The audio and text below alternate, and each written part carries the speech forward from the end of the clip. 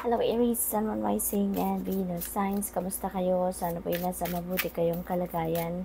Welcome back po sa Star Tarot. Kung bago kayo rito, welcome din kayo. Thank you sa inyong support. I truly appreciate it. God bless you all, Aries. Po na mensahe ninyo ay the full energy. Ayan. So, dito sa full energy, Aries, may bagong chapter, no? May bagong phase ng buhay ninyo na gagawin kayo sa ngayon. You're going to start a new endeavor, a new career, na trabaho, kahit ano, no, na depende sa inyong sitwasyon, but definitely you're going to start something fresh, no? What else? We have 10 of Pentacles. This is really beautiful kasi this is about wealth, no? This is about wealth. Sa ngayon, yung parang makukuha nyo na yung fruit of your labor ba, no? Ito yung bunga ng inyong pagsisikap. Makakapag-establish na din kayo ngayon ng inyong financial future. Makakapag-establish na din kayo ng inyong financial security and stability. And this is also about getting rewarded, no, sa inyong hard work. Kaya marami-rami na siguro yung pera na makukuha ninyo sa ngayon. This is financial reward, no, na makukuha ninyo at this time na yung parang i-offer ninyo para sa inyong pamilya, no? Yun yung napipick up ko dyan for some of you. We have 9 of Swords in reverse. Ayan. So this is really good kasi malalagpasan nyo na kung ano man yung anxiety, depression, stress, kumbaga na nararanasan ninyo recently, no? So ngayon, it is going to to fade away na, kumbaga maaring nasolusyonan nyo na dito yung problema, maaring nasolusyonan nyo na dito yung hardship na pinagdadaanan ninyo, magkakaroon na siguro kayo dito ng clarity of mind, kaya mas papunta na kayo doon sa solusyon sa inyong problema. So, which is really good. We have the Hanged Man energy. Ayan. So, you may need to do some kind of reflection dito, Aries. Kasi, probably, merong stagnation energy kasi ito no? Parang hihinto muna, para magkakaroon muna kayo ng period of pagpupos, no, sa kung ano man ang inyong ginagawa, kasi maaring kailangan ninyo ngayon na magmuni-muni, kailangan ninyo na magnilay-nilay, no? And with that, makakakuha kayo dyan ng new perspective, new ideas, no, new inspiration. At maaaring yan ang makakatulong sa inyo para umusad na kayong muli, no? Para makapagbukas kayo ng panibagong path sa buhay ninyo. We have Devil energy in reverse. Ayan. So, di ba may stagnation dito sa Hanged Man energy? Dito naman sa Devil energy in reverse, para ma-overcome nyo na, no? Kung ano man ang blockage dito. Ma-overcome nyo na kung ano yung mga delays dito, no? So, there is going to be new epiphanies talaga. May mga new inspiration. May mga bagong path dito na magbubukas para sa inyo. So, this is really good. Kasi matatanggal na nga kung ano man yung mga sagabal dito, no? Magkakaroon na ng kalinawan ng inyong isipan. So, dito naman sa Knight of Wands in reverse, ang iba sa inyo dito siguro may takot, no? May takot. Siguro, dito kayo nanggagaling, no? Sa Knight of Wands energy. Pero, yung parang dito uusad na kayo, pero dito may takot kayo. So, siguro, yung parang baliktad ba, no? Ito yung nauna, kasi dito kayo nanggagaling, no? Dito kayo nagsimula, no, sa pagkakaroon ng takot, hindi kayo makapag-usad, hindi kayo makagawa ng mga bagay na gusto ninyong gawin, hindi kayo take action dyan because of fear, and maybe, fear yung nag-hold back sa inyo, no, para kayo ay mag-move on. So, good luck, Aries, and that's enough for you for today. Thank you for watching. Love and light. Namaste. Hello, Leo, Sun, Moon, Rising, and Venus signs. Kamusta kayo? Sana po nasa mabuti kayong kalagayan. Welcome back po sa Star Tarot. Kung bago kayo dito, welcome din kayo. Thank you sa inyong support. I truly appreciate it. God bless you all. Paunang mensahe ni Leo ay Five of Cups. Ayan. So, ang iba sa inyo, maraming regret siguro, no, about something.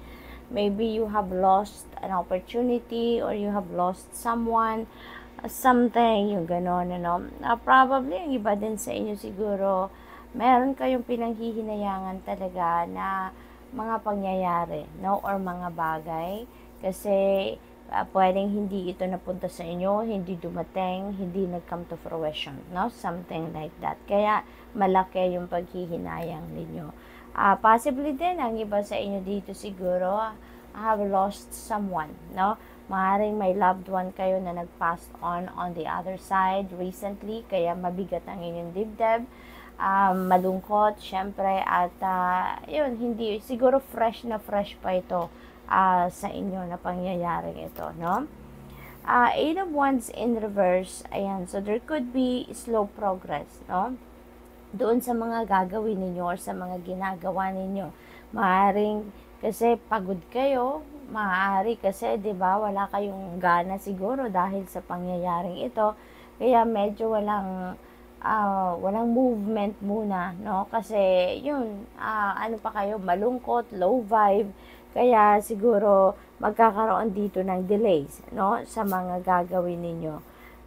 What else for Leo? We have Two of Cups. Ayan. So, dito naman, this is good pagdating naman sa partnership, no? Iba't ibang klaseng partnership ito, depende sa inyong sitwasyon. But whatever the case may be, maaaring maganda ang magiging relasyon ninyo dito with another person. Probably, siguro may bago kayong may bago kayong love and romantic relationship na mabubuo with another person. At maaari din na bagong pagkikipagkaibigan nito, bagong kaibigan, or maaari din na bagong business partner ito, no, na magkakaroon kayo. So, this is really a very good partnership kasi you will be in sync, no, with each other. Maaaring magkakasundo talaga kayo. You are on the same wavelength ng taong ito, kaya magiging harmonious ang inyong relationship with another person. So, pasensya na po na gano'n, nag-brown out. Bumalik din naman agad.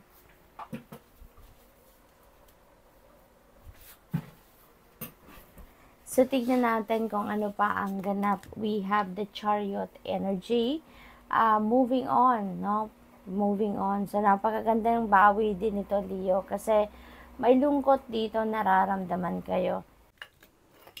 Pasensya na, natuluyan na talaga yung brown out, no? So, we have, we just need to continue this. Malapit na naman matapos. So, we have Chariot energy. This is moving on energy. There is success din dito, no, sa energy na to. Determination, willpower, focus. Ito yung energy ni Chariot, no? But since this is also a moving on energy, feeling ko related ito dito sa regrets ninyo, sa lungkot na nararamdaman ninyo, panghihinayang, something like that.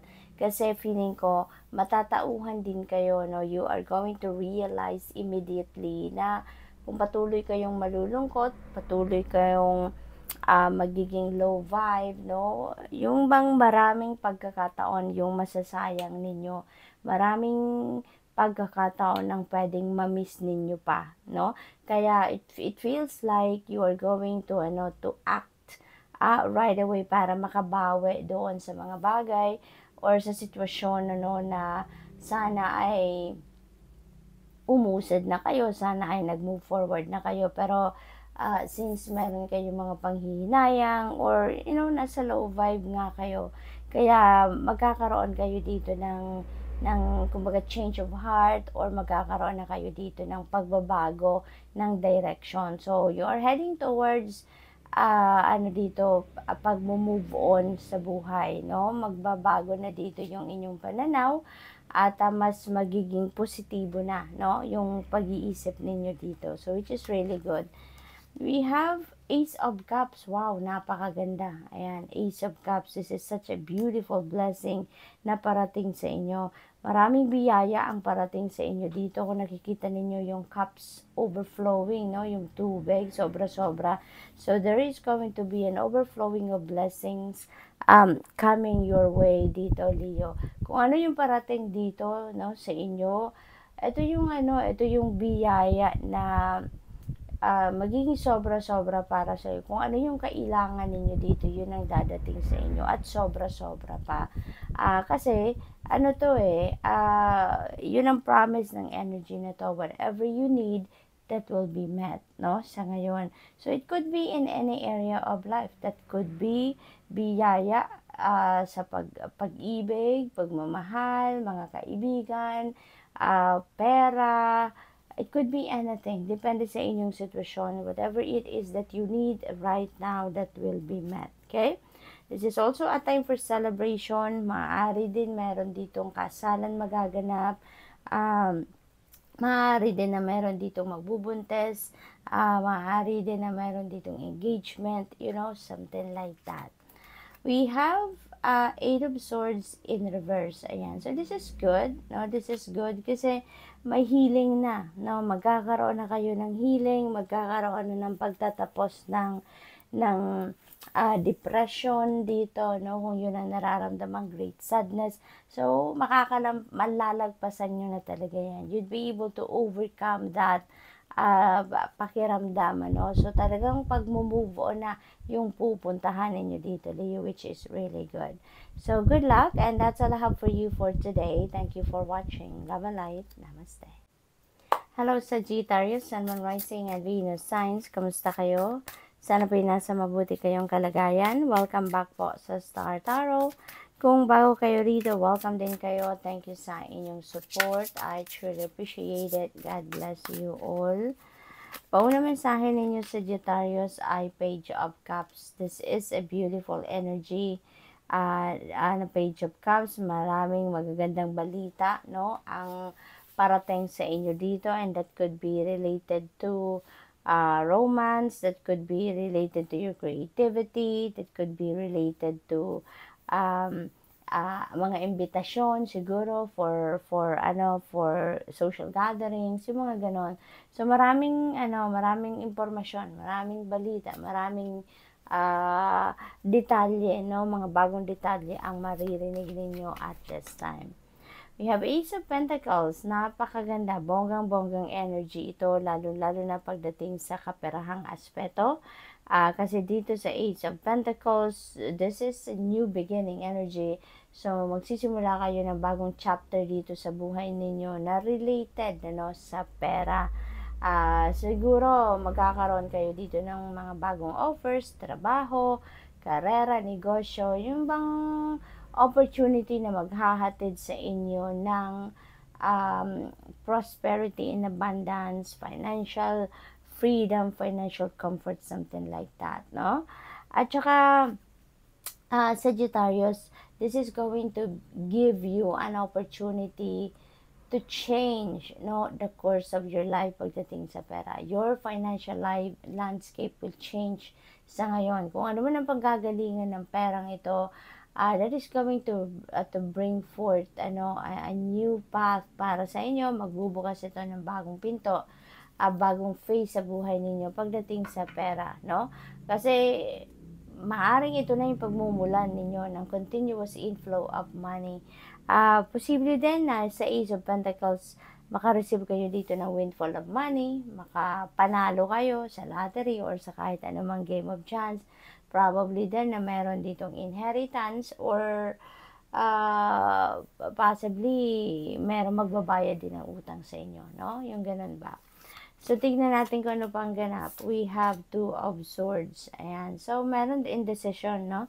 Dito sa inyo. So, probably, related ito sa financial decision. Kasi maaari din na yung Two of Swords energy na to, pinag-iisipan ninyo dito if you are going to take that opportunity. Kasi maaaring meron ditong opportunity ng ng bagong trabaho or bagong career, ng kuryente na uli. So, tignan natin kung ano pa. Ito, so we have King of Wands. Ayan. So, this could be entrepreneurship, no? Nagagawin ninyo dito sa Sagittarius. Possibly, meron ditong home-based business or online business na itatayo kayo. Possible din, ang iba sa inyo dito will be promoted to a leadership role. Sagittarius, maaari din, ang iba sa inyo dito is going to be promoted to a leadership role, no, Sagittarius. So, congrats. What else? We have Six of Cups. May homecoming dito for some of you. Maaaring kayo iuwi sa iyong pamilya. Maybe you're coming from a far place. Nagtatrabaho siguro kayo sa abroad or kung saan man, malayong lugar. And now you're going to come home to visit your family, no? Probably then, meron ditong reconnection ninyo with another person that you have a history with. Maaring ito ay former ninyong kaibigan or former ninyong jowa, mga ganon, maaring ngayon magkita kayong muli, mag-cross muli ang inyong landas at maaring kayo ay